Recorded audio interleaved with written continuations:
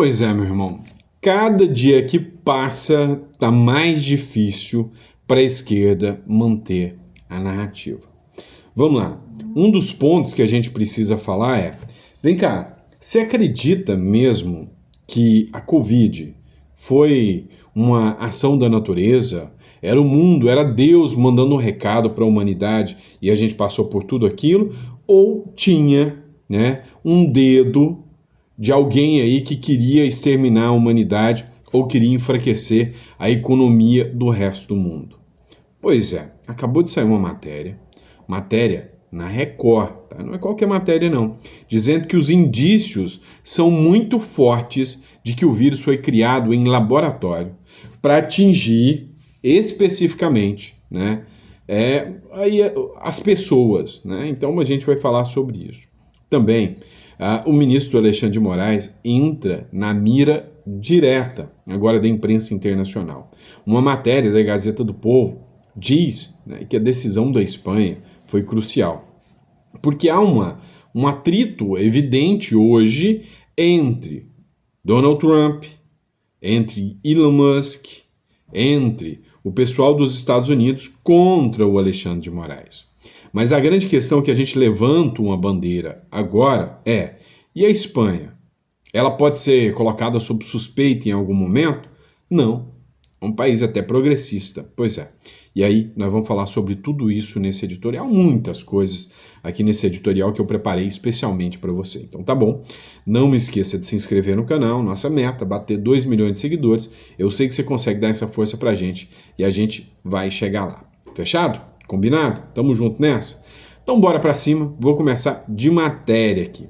É o seguinte, a Record publicou uma matéria hoje, o título é: Pandemia da Covid-19 pode ter sido causada por laboratório. Olha só essa matéria e assuste-se, né, com a disfarçatez da esquerda, que realmente, assim, deixa a gente literalmente, né, assustado com o quanto eles conseguem manipular o discurso.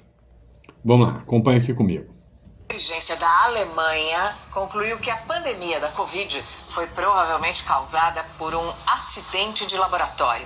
Segundo a imprensa alemã, que teve acesso a um relatório interno, a agência de inteligência estimou em até 90% a probabilidade do coronavírus ter sido liberado acidentalmente do Instituto de Virologia de Wuhan, na China, a cidade onde esse surto teve início.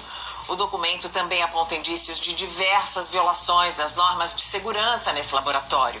A China, por sua vez, nega que o laboratório em Wuhan tenha sido responsável pelo início do surto. O serviço de Vamos lá. Dessa vez você não está vendo os Estados Unidos, que é um inimigo comercial antigo da China, falando que esse vírus pode ter sido criado por laboratório. Nós estamos falando do serviço de inteligência alemão, que afirma com 90% de chance que houve a liberação desse vírus, pode ter sido um acidente. Mas a criação, não tenha dúvidas que é a criação de arma biológica. A China, se o interesse dela for exterminar o resto da humanidade para que ela possa se manter no poder, não tenha dúvidas disso. Não tenha dúvidas que ela tem a capacidade para fazer e tem o interesse de fazer depois disso aí. É uma aberração. É uma aberração, né, essa atuação, deplorável de uma ditadura que é a China, né, criando um vírus biológico para exterminar, né, outros países, né, exterminar as pessoas. Né. É estranho, né, o impacto que isso causou no mundo e a China não foi impactada. Você não acha esquisito? Né? Então é por isso que eu acho que os Estados Unidos está certo, deveria promover até um certo boicote aí, né, à China depois de tudo isso. Né? Foi um extermínio em massa, segundo o próprio serviço de inteligência alemão. E aí é a grande questão, né?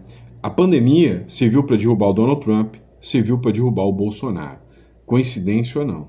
E agora, eu acho que se o mundo fosse mais sério um pouco, deveria servir para derrubar todos aqueles governos que são apoiados pela China. Porque essa informação que vem agora mostra o quanto essas pessoas são más. Né?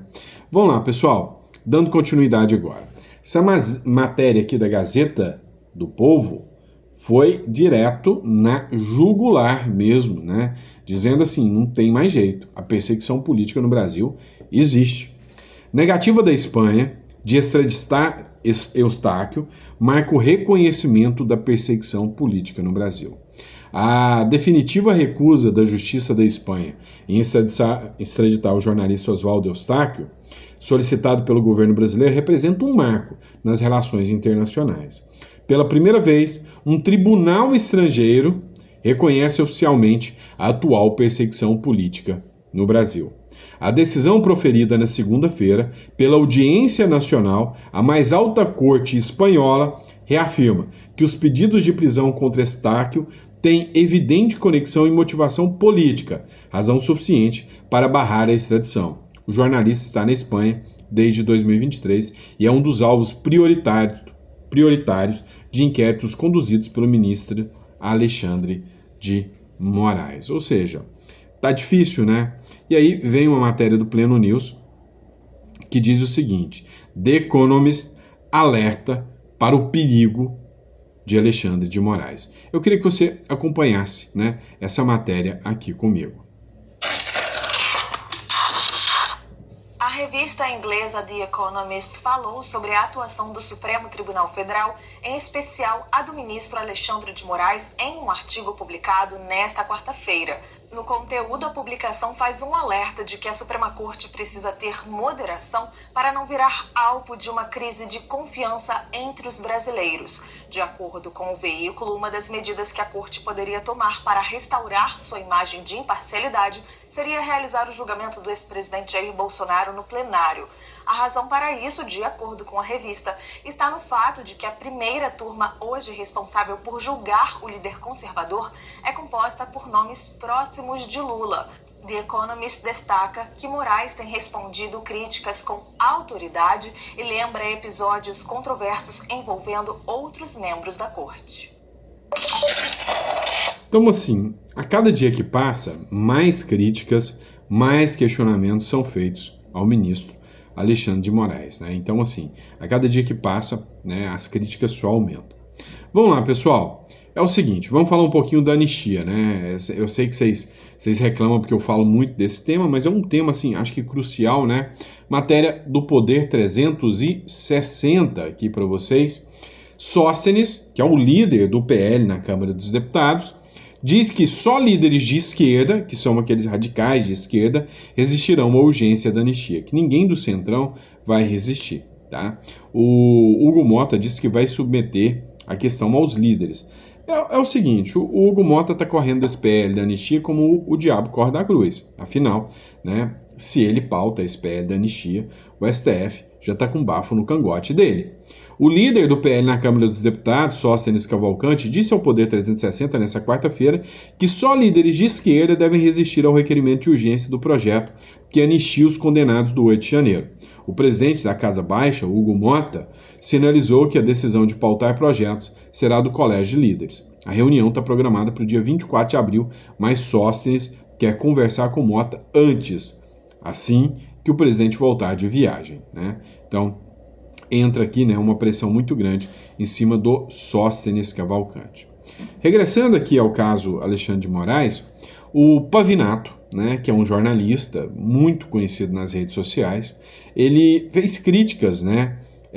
O título da matéria dele é Alexandre de Moraes e Ministros na Mira. Dá uma olhada nesse trecho aqui do artigo publicado, né, do vídeo publicado pelo Tiago Pavinato, tá?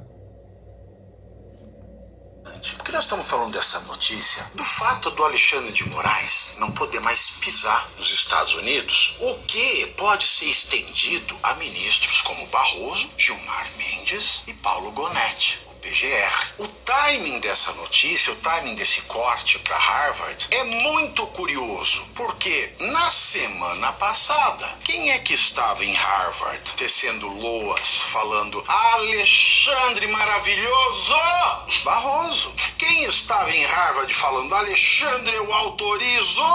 Gilmar Mendes. E justo na segunda-feira, o governo Trump, que está com esta penimba em curso, corta mais de 2 bilhões de dólares de Harvard. E sabe o que é interessante? Porque nós... Meu amigo, o cerco está se fechando de pouco a pouco, né? A gente vê que está acontecendo uma pressão maior aí. Mas vamos lá. Seguindo a matéria do Poder 360, adivinha quem é o cara conservador, de direita, grande general do Exército Brasileiro, que esteve ao lado do Bolsonaro nos momentos mais difíceis? O vice-presidente do Bolsonaro, Hamilton Mourão, adivinha com quem que ele estava, chocou a web e deixou a galera apoiadora do Bolsonaro revoltada. Pois é, eu tô falando do Hamilton Mourão, que estava com Lula, né? Matéria do Poder 360, tá a imagem aqui, né, do Mourão cumprimentando o Lula. Lula cumprimenta Mourão em evento militar em Brasília. Ex-vice-presidente da República no governo Bolsonaro participou do Dia do Exército. Petista acompanhou o desfile e não discursou. O Lula não quis discursar para os militares, tá? O presidente Luiz Inácio Lula da Silva cumprimentou na quarta-feira o ex-vice-presidente do governo de Jair Bolsonaro, Hamilton Mourão.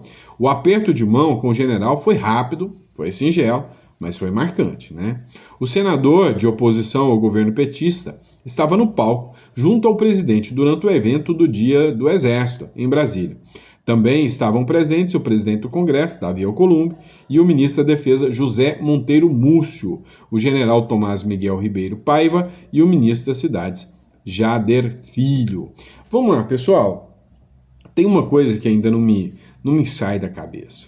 O Mourão era vice-presidente. O Mourão não foi indiciado por nenhum inquérito. Não foi convocado hora nenhuma pelo Supremo Tribunal Federal, nunca foi sequer molestado pelo Supremo Tribunal Federal, nunca foi questionado pelo Supremo Tribunal Federal. E aí? Isso te coloca alguma dúvida? Te coloca em alerta? É esquisito, não é esquisito? Porque assim, se o cara era vice-presidente de um governo que tentou, um golpe de Estado, por que ele está ileso nessa história e ele não tentou esse golpe de Estado junto? Vamos lá, pessoal. É o seguinte, tá uma treta pesada aqui dentro do PL. 2 deputados não tinham assinado o PL da anistia, tá? Acontece que fizeram muita pressão e um dos deputados, que queria pagar de machão, de que não votaria o PL da anistia, já recuou. O deputado da bancada do Partido Liberal, Robson Faria, cedeu à pressão popular e solicitou a inclusão da sua assinatura no requerimento de urgência da anistia na Câmara dos Deputados. É uma vergonha um candidato, um deputado ser eleito pelo PL e na hora de uma pauta tão importante quanto essa da anistia, o cara tirar o corpo fora, né? Dar uma de lobó, né? Dar uma de peixe ensaboado, né? Com a inclusão da assinatura de Robson Faria, a urgência da anistia tem 263 signatários, válidos ao todo 265 apoiadores, mas como Sóstenes Cavalcante e Zucco assinaram como líderes, os nomes foram desconsiderados, tá? Mas não para por aí não, a treta continua pesando ainda mais, teve um que ainda não quis, né? Eduardo Bolsonaro, que está hoje em exílio lá nos Estados Unidos, se pronuncia sobre o membro do PL contrário à anistia. O deputado federal licenciado Eduardo Bolsonaro reagiu nesta quarta-feira às críticas feitas por Antônio Carlos Rodrigues, que é do PL de São Paulo, o único parlamentar da sigla a não assinar o requerimento de urgência para o PL da anistia, que beneficia condenados por envolvimentos em atos antidemocráticos. Abre aspas. Relembro que se não fossem os novos do PL, o senhor não seria deputado, destacou Eduardo Rodrigues, que usou a tribuna da Câmara dos Deputados para se defender das críticas recebidas. Abre aspas. Não são aqueles que chegam agora que vão ditar regras para mim. Não vão ditar. Não. Eu sou o PL de origem. O PL que construí e ajudei a fundar. Eu não rasgo meu passado, afirmou Rodrigues. Acredito que assunto interno deva ser tratado internamente, mas como publicizou e dizendo sempre votar com o PL, siga esta coerência, vote pela anistia igual à esmagadora maioria do deputado do PL e orientação do líder, finalizou o filho do ex-presidente Bolsonaro. Mas não parou por aí não. Agora a briga é por expulsão. Pois é, quem entrou no meio da briga, né, é o, vamos dizer assim, polêmico, né, pastor o Silas Malafaia, que tá um visual aqui um tanto quanto Valdir Soriano, não sei se ele fez alguma cirurgia de visão, de catarata, alguma coisa, mas tá com visual. Eu tô despojado hoje, mas ele tá mais do que eu, tá parecendo um galã aqui, olha só. Milionário deputado do PL de São Paulo, Antônio Carlos Rodrigues, o único deputado do PL que não assinou o pedido de urgência do projeto da anistia humanitária. Eu quero dar uma primeira palavra para ele, usando um provérbio de Salomão. Provérbios capítulo 17, versículo 28. Até o tolo, quando se cala, se passa por sábio. Você perdeu uma oportunidade de ouro, deputado, de ficar calado e não vomitar um monte de asneiras da tribuna da Câmara dos Deputados. Entenda, preste atenção. Quer dizer que Bolsonaro, o líder maior do partido que ele pertence, e os 90 deputados do PL estão errados. Ele é que está certo. 174 deputados de diversas legendas que assinaram a urgência estão errados. Isso é, a maioria dos deputados da Câmara estão errados. Ele é que está certo. Você vai começar a entender o jogo. Ele é amicíssimo do ditador da toga Alexandre de Moraes. Está entendendo? Aí, a narrativa que ele usa, de tanto ele conviver com o PT, é porque ele foi ministro de Dilma, que ele aprendeu a construir narrativa mentirosa. Ele viu aquele discurso fajuta, não podemos tensionar, abrir guerra com o poder judiciário, isso não é bom, temos que não ter tensionamento, temos que ter paz, não adianta a guerra. Que conversa fiada é essa, deputado? O projeto da anistia é uma competência exclusiva do Congresso Nacional. Não tem que dar satisfação nem a STF, nem ao governo Lula. Agora, para refrescar sua memória, quem tem interferido de maneira ilegal e por várias vezes no Poder Legislativo e Executivo é seu amiguinho Alexandre de Moraes. Vamos parar com essa narrativa mentirosa. Quer dizer que Bolsonaro quis dar golpe? Donas de casa, idosos, faxineira, sorveteiro, pipoqueiro, trabalhador, quis dar golpe sem arma na mão? Isso é uma farsa de pura perseguição política do seu amiguinho, o ditador da toga, Alexandre de Moraes. Você tinha que ser expulso do PL, cara. Quero dar uma resposta ao milionário deputado. Ao milionário deputado. E eu concordo, né? Se não está dentro do alinhamento do partido, tem que ser, né? Expulso mesmo. Eu concordo, tá? Do partido, tá? Mas é o seguinte, é tão esdrúxula a narrativa que o Pleno News fez uma publicação aqui, né? E o título é o seguinte: tudo no 8 de janeiro está sendo ilegal, argumenta advogado de idosa presa. Você lembra a dona Dalgisa, que está, sabe, numa situação de saúde deplorável? Pois é, o advogado dela deu uma entrevista à Pleno News e vale a pena uma análise aqui, tá? Bora acompanhar. E da maioria da classe jurídica, dos advogados que defendem essas pessoas do 8 de janeiro, está tudo ilegal. Começa pelas prisões terem sido ilegais, né? As prisões não respeitaram o devido processo legal, ampla defesa, contraditório, tudo isso foi negado às defesas. Mas, além disso, essas pessoas não têm o foro privilegiado que é previsto na Constituição, no artigo 53, que apenas deputados federais, senadores, presidente da República, vice-presidente da República e também ministros de Estado podem ser julgados pelo STF.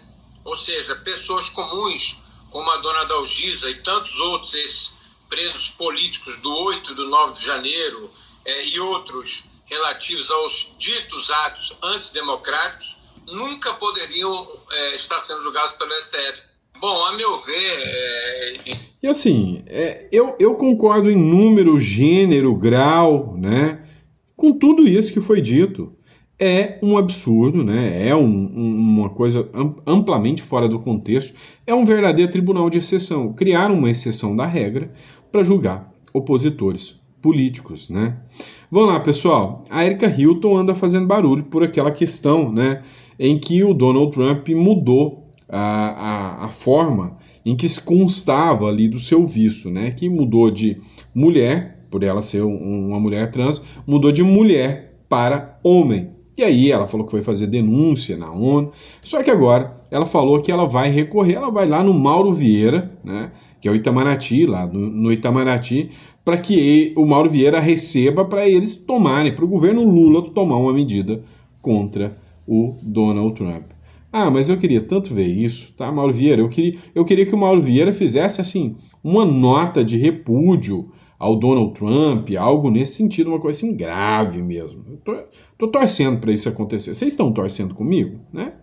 O ministro das Relações Exteriores, Mauro Vieira, deve receber a deputada Érica Hilton, no Itamaraty, segundo a pasta. Transsexual, a parlamentar foi identificada como um homem no seu visto de entrada dos Estados Unidos após o governo Donald Trump alterar na quarta-feira seu documento. Em 2023, o mesmo documento a reconhecia como mulher.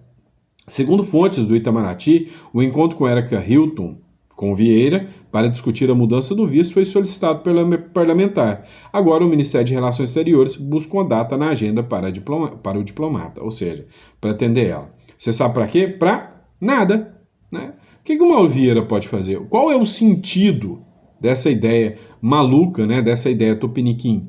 Nada. Absolutamente nada. Não pode fazer nada. Então é só para lacrar nas redes sociais e fazer barulho. Vamos lá, pessoal. Última matéria que eu quero tratar com vocês é o seguinte. Demorou muito, mas muito mesmo, mas mais cedo ou mais tarde, parece que a ficha ia precisar cair. Parece que as pessoas iam precisar se tocar, né? Que o Brasil virou uma república tupiniquim muito doida. Você não acha?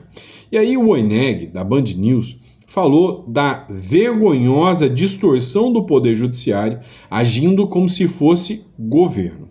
Acompanhe um trecho aqui da fala do Oineg, que eu assino embaixo aqui as falas dele. Acompanha só.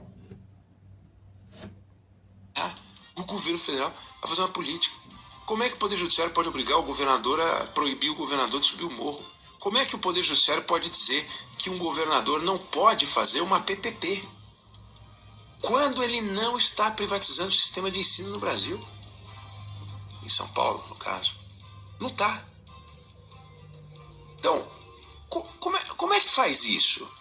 Como é que você transfere um poder eleito para um poder não eleito, que é um guardião da Constituição? Não dá para cada um dos magistrados brasileiros terem debaixo do braço uma Constituição composta por artigos que eles interpretam de um jeito livre. A Constituição brasileira não permite uma interpretação livre. O direito brasileiro não permite uma interpretação livre. Não é essa a ideia. No entanto, a justiça brasileira mergulhou o Brasil inteiro, porque não são só eles, né? Digamos que os ministros do Supremo, os que têm cabelo, resolvessem pintar o cabelo de verde, ou de vermelho, ou de azul, é o problema deles. Né? Você poderia até achar esquisito e tal, mas é o problema deles. Os ministros do Superior Tribunal de Justiça, todos pintam o cabelo agora de amarelo, e jogador de futebol, passar água oxigenada, é um problema deles. Mas eles não têm o direito de fazer isso com a interpretação da Constituição ou da legislação vigente no Brasil. Agora, vê, o juiz proíbe, com base na mesma lei que o desembargador autoriza, e aí o juiz proíbe de novo, e aí o ministro do Supremo autoriza. Com base na mesma legislação, um juiz diz que não pode fazer a PPP e outro diz que pode, com a mesma legislação. Será que a legislação é tão obscura assim neste caso? Tem muita legislação obscura no Brasil, porque tem legislação para tudo, tem texto legal para tudo. Mas nós estamos diante de uma absoluta disfunção. Nós estamos colocando o Brasil numa situação de ingovernabilidade. Já estamos. E fica todo mundo tendo que prestar contas ao Poder Judiciário para tudo. O Poder Judiciário é a salvaguarda de uma sociedade. O Poder Judiciário, quando algo não funciona, é a ele que a gente pode recorrer. Só com ele a gente pode contar. A solidez do Poder Judiciário é a garantia da segurança de um povo. A importância é indiscutível. Agora, segurança jurídica não pode ser essa geleia. Segurança jurídica é alcançada e o acesso ao Poder Judiciário vem acompanhado de segurança jurídica. Eu tenho que saber que sempre que eu recorro ao tribunal pedindo uma mesma coisa, de lá tem que sair a mesma coisa. Agora o ministro Gilmar Mendes suspendeu todas as ações que envolviam contratação por pessoa jurídica por causa dessa zona que virou o Brasil, que é cada juiz decidindo de um jeito diferente se pode ou se não pode alguém ser contratado como PJ. É finalmente aqui a imprensa reconhecendo que um dos maiores problemas hoje do Brasil chama-se interpretação do judiciário. Ou seja, não existe qualquer segurança jurídica no Brasil. E daqui talvez seja o start necessário para discutir uma reforma do judiciário. O The Economist defendeu uma reforma do judiciário no Brasil. Tá passando a hora de acompanharmos o exemplo do México e colocarmos eleições para escolha do judiciário com mandatos de 8 anos no máximo, como os senadores em turno alternado, seguindo a mesma regra do Senado. Isso seria o necessário, tá bom? Abraço, pessoal, fica com Deus. Amanhã a gente tá de volta com mais conteúdo para vocês. Grande abraço.